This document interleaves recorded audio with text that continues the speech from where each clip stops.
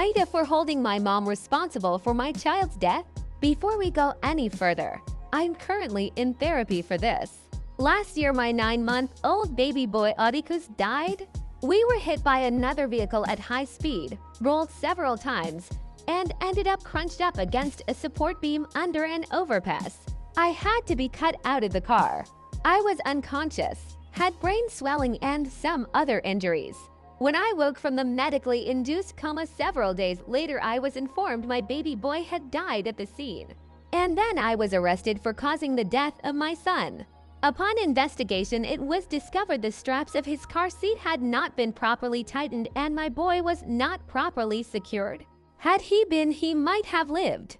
I was not the one who strapped him in. He'd been at my mom's house for a visit, and when I came to pick him up, she brought him out to the car and strapped him in. I didn't exit the vehicle. The accident happened on our way home. My mom told the police the truth. She had been the one to strap Atticus in. Charges against me were dropped and brought against my mom, but ultimately they were dropped by a sympathetic judge. The person who hit us was charged and recently had their trial and went to prison. Since the accident, I find myself blaming my mother for my son's death. She admitted that she didn't tighten the straps because it just seemed uncomfortable and she thought it's why he cried in the car seat. She buckled the straps, but she didn't tighten them, and she admitted to it. And my boy died. I love my son, and every day without him is hell on earth. I don't want to live anymore. But I go on because I don't want the only person who remembers him being the person who caused his death. I have not spoken willingly to my mother since the accident. I discovered that I'm pregnant again about 5 months ago. My mom found out and told me how wonderful it would be to have another little baby to bring us joy.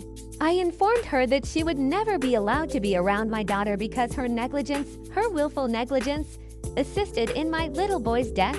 She was obviously heartbroken, but also incredibly angry and said blaming her wasn't fair. How could she know there would be an accident? Don't I think she beats herself up on a daily basis, etc. I don't care. I can't remember how many times I've told her to tighten the straps properly. And look what happened when she refused. I've gone completely NC with her and she's having family reach out.